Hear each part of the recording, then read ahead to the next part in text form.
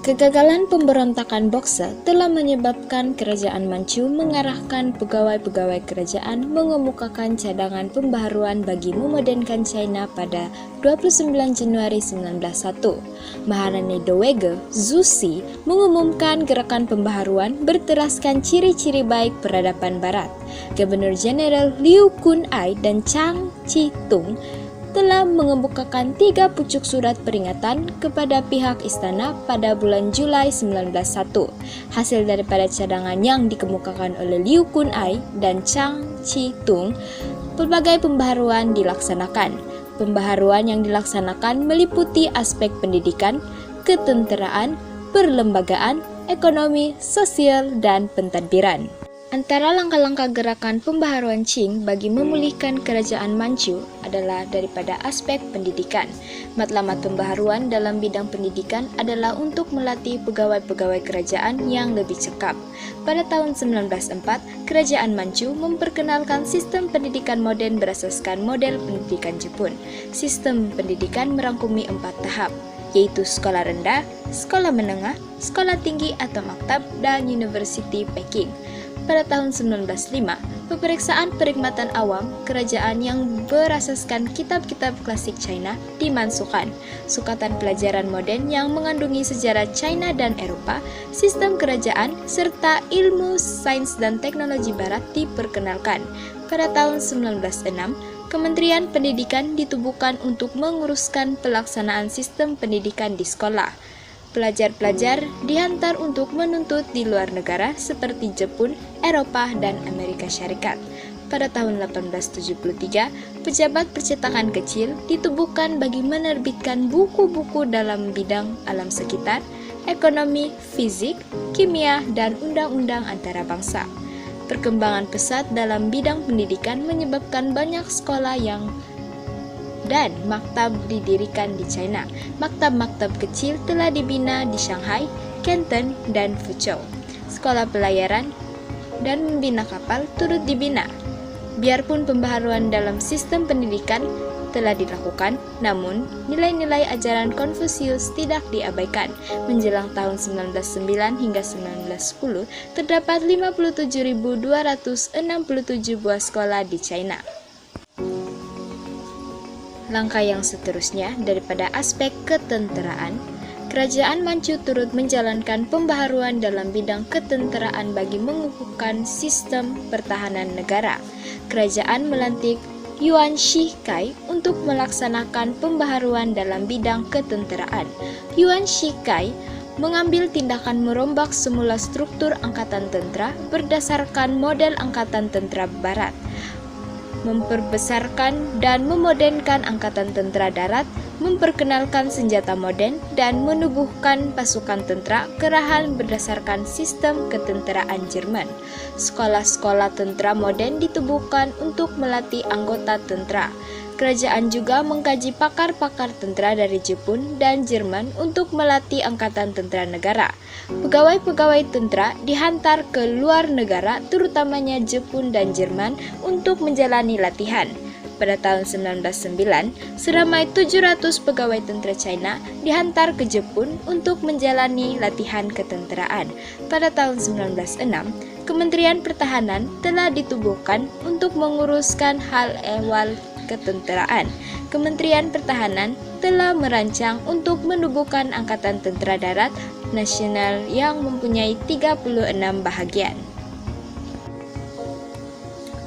Selain itu, kerajaan juga mengambil langkah-langkah bagi memperkenalkan pemerintahan berpelembagaan. Maharani Dowager Zhu Xi ingin memperkenalkan pemerintahan perlembagaan bagi menyekat penjajahan kuasa asing. Sebuah jawatan kuasa yang terdiri daripada 5 orang anggota di bawah pimpinan Saite ditubuhkan untuk mengkaji perlembagaan negara-negara asing. Anggota jawatan kuasa tersebut telah dihantar ke Jepun, Britain, Prancis, Belgium, Austria, dan Italia untuk mengkaji perlembagaan negara-negara tersebut. Pada tahun 1908, kerajaan Manchu meluluskan undang-undang bagi menubuhkan Majelis Perhimpunan Wilayah. Desakan untuk menubuhkan sebuah parlemen dikemukakan dalam persidangan tersebut. Hasilnya, sebuah perhimpunan nasional yang dianggotai oleh 200 orang ahli telah ditubuhkan. Separuh daripada ahli Parlemen Nasional dilantik oleh Majelis Perhimpunan Wilayah. Perhimpunan Nasional telah mengadakan mesyuarat pertama pada 3 Oktober 1910. Pada tahun 1913, hasil desakan Perhimpunan Nasional, Kerajaan Manchu akhirnya menubuhkan sebuah parlemen. Di samping itu, kerajaan melaksanakan pembaharuan dalam bidang ekonomi seperti penubuhan Kementerian Perdagangan di Peking pada tahun 1903. Kerajaan telah menukarkan nama kementerian tersebut menjadi Kementerian Pertanian, Perindustrian, dan Perdagangan. Maktab-maktab teknikal didirikan di wilayah untuk memberi latihan kepada penduduk tempatan dalam bidang perusahaan. Kerajaan memberikan galakan kepada pengusaha-pengusaha tempatan menubuhkan kilang-kilang.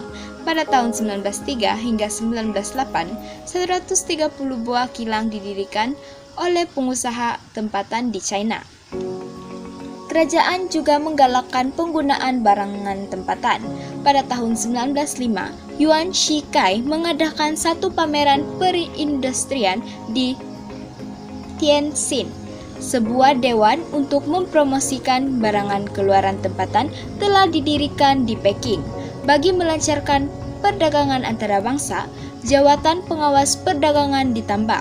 Tugas pengawas perdagangan ialah menguruskan soal perdagangan dan menjadi pegawai diplomatik.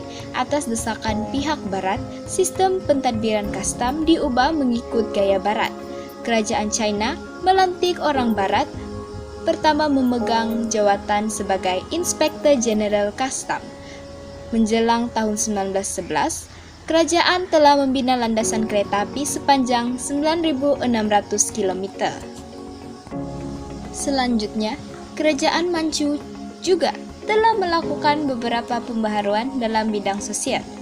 Antara pembaharuan yang dilaksanakan oleh kerajaan Manchu ialah seperti kerajaan menarik balik larangan perkawinan antara orang Manchu dengan orang China pada tahun 1902, larangan terhadap amalan mengisap candu dalam kalangan kaki tangan kerajaan dan orang awam yang berumur di bawah 60 tahun turut ditarik balik pada tahun 1906. Kerajaan Manchu juga menghapuskan amalan mengikat kaki dalam kalangan wanita Cina.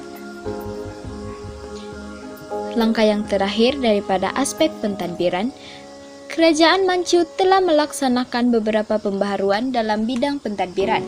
Kementerian-kementerian baru telah ditubuhkan untuk menjalankan pemerintahan secara birokratik dan teratur. Antaranya, Kementerian Luar Negeri 1901, Kementerian Polis 1905, Kementerian Angkatan Tentera Darat 1906, dan Kementerian Keuangan 1906. Kesimpulannya, pembaharuan yang telah dilaksanakan adalah untuk menguatkan diri bagi menghadapi ancaman imperialisme barat. Meskipun berbagai program dilaksanakan, namun gerakan ini tidak mencapai matlamat sebenar. Kegagalan disebabkan oleh masalah keuangan dan tentangan daripada golongan konservatif dan ketiadaan pemimpin yang berwibawa. Kelemahan ini menyebabkan China terdedah kepada ancaman imperialisme Jepun dan kuasa barat.